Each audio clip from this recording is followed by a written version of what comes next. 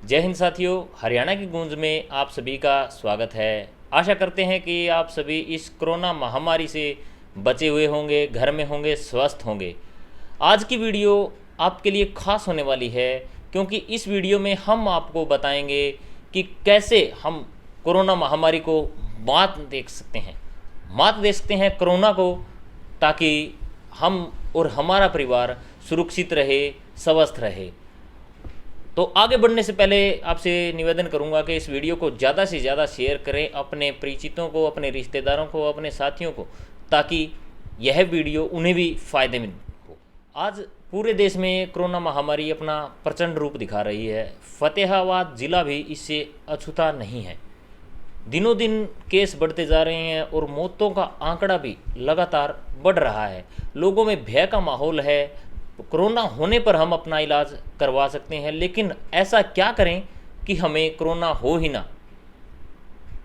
ऐसे ही एक शख्स से आज हम आपको मिलवाने जा रहे हैं जो कोरोना के फतेहाबाद में पहले केस आने से लेकर अब तक लगातार कोरोना मरीजों के इतने करीब रहे हैं, कोरोना के इतने करीब रहे हैं और फिर भी बचे हुए हैं, कोरोना की बीमारी को मात दिए हुए हैं। हाँ जी हाँ, हम शख्स की बात कर रहे हैं, वह है deputy CMO Fatehabad doctor Hanuman Singh.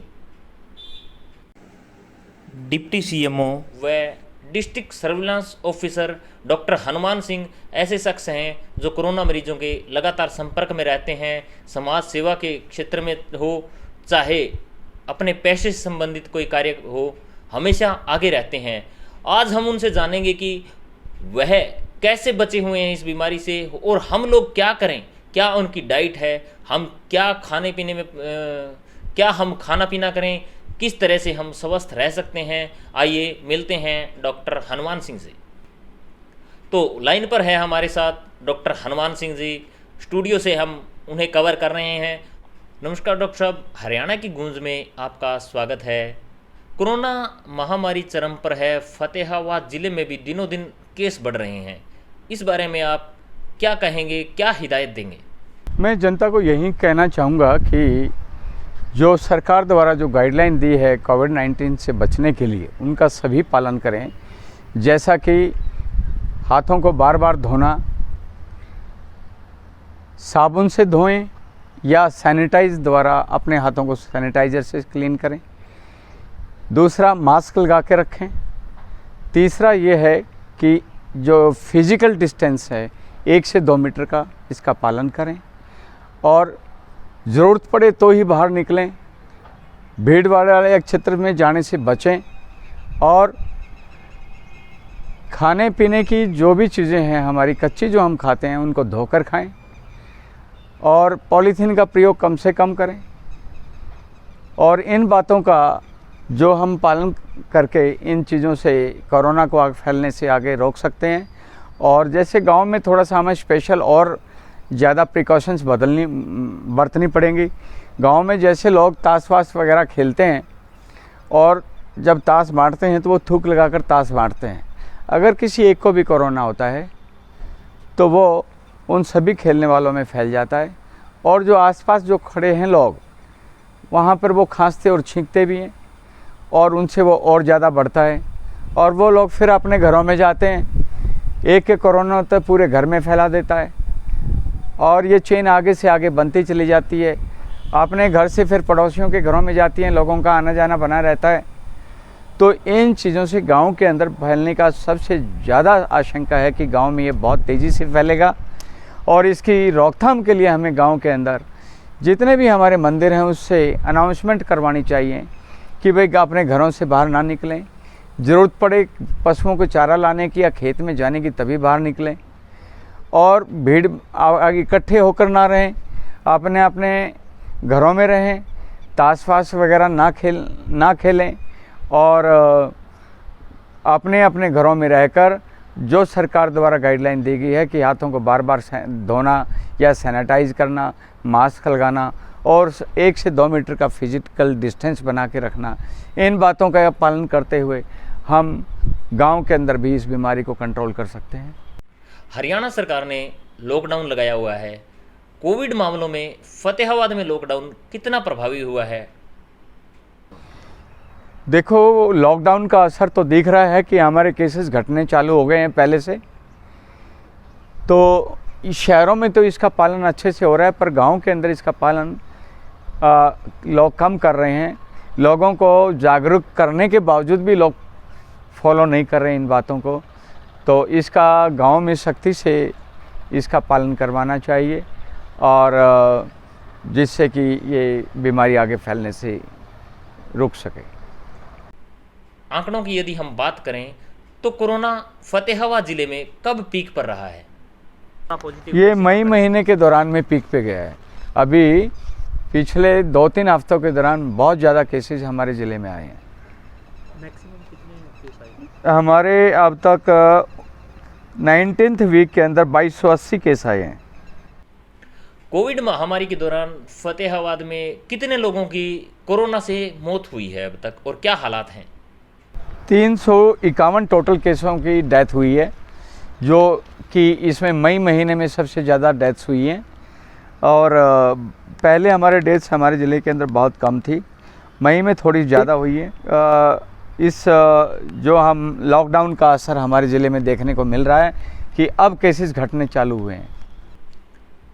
Doctor साहब, लोगों का मानना है कि गांव में शहरों के मुकाबले प्रदूषण कम है, गांव में स्वच्छ वातावरण है और ऑक्सीजन की भी साफ है। ऐसे में उनका कहना है कि गांव में कोरोना महामारी ज़्यादा नहीं फैलेगी, ऑक्सीजन की दिक्कत नहीं आएगी। इस बारे में आप विस्तार से बताएं। हाँ, गांव में लोग थोड़ा सा कंजस्टेड, जो गरीबी रेखा के से नीचे जो लोग रह रहे हैं या जिनको मीडियम फैमिलीज़ के हैं, तो वो इतना खुला एरिया नहीं है उन लोगों के रहने के लिए, तो वो इकट्ठे होकर रहते हैं और उनमें फैलने का खतरा ज़्यादा है गांव के अंदर।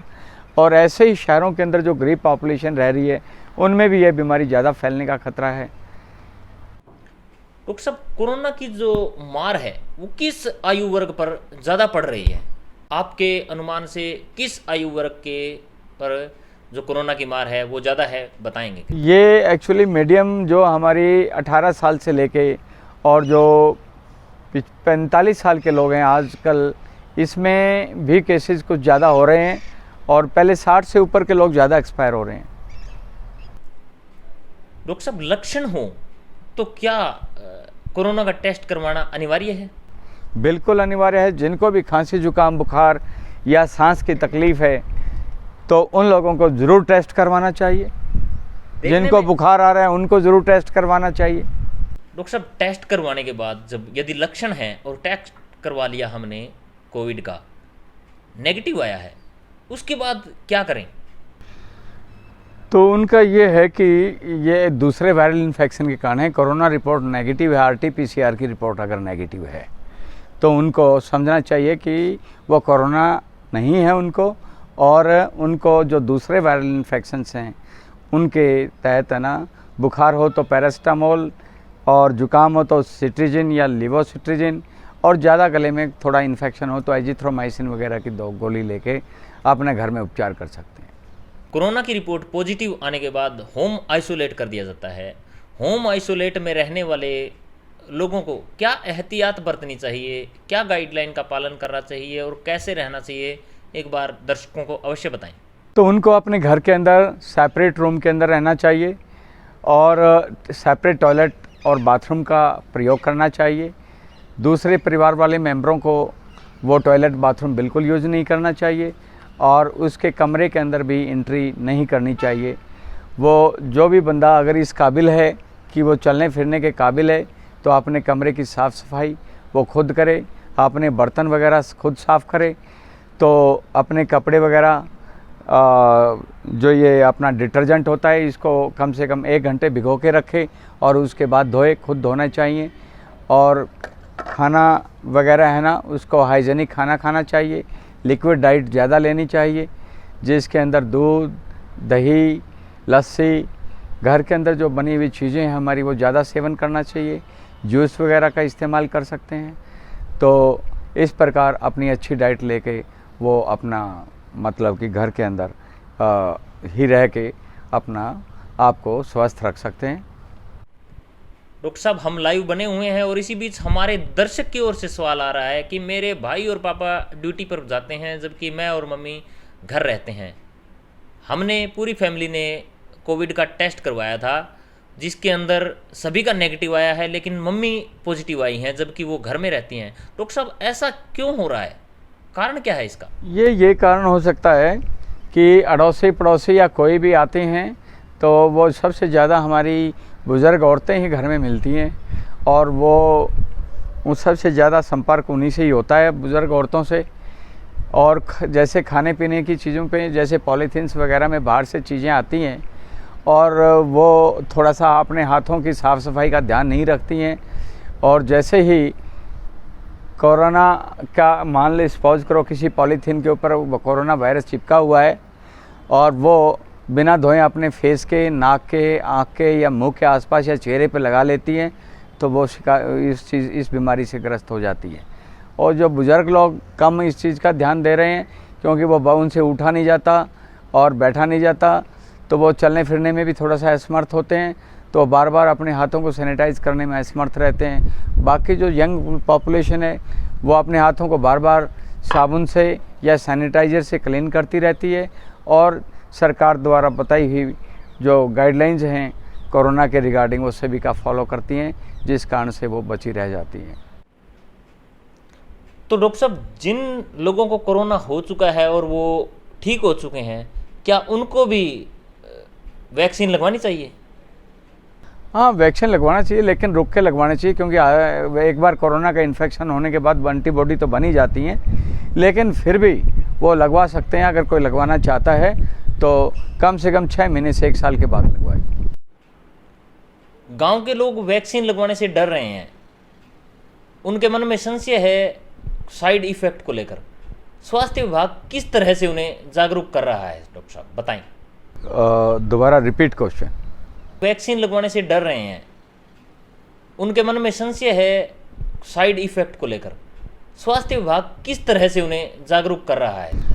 तो जैसे हम सबसे पहले स्वास्थ्य विभाग के लोगों ने ही इसका वैक्सीनेशन करवाया है, तो हम लोगों का भय निकालने के लिए सभी डॉक्टरों ने सबसे पहले वैक्सीनेशन करवाया, फ्रंटलाइन वर्कर्स का उसके बाद वैक्सीनेशन करवाया।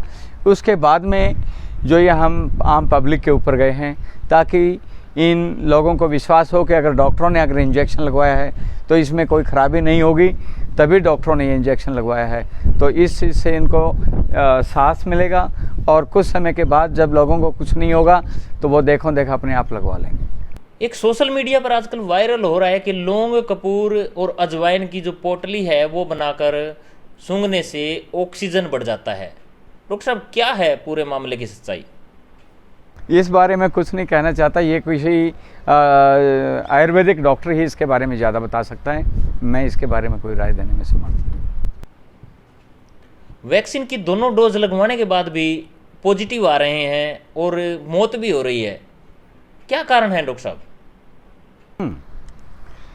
2 वैक्सीन लगवाने का बाद भी अगर डेथ हो रही है तो उनकी इम्यूनिटी पावर बहुत ज़्यादा वीक है, जिसके कारण से ये इन्फेक्शन या मतलब कि इनके ऊपर हावी हो जाता है, जिसके अंदर निमोनिया बन जाता है।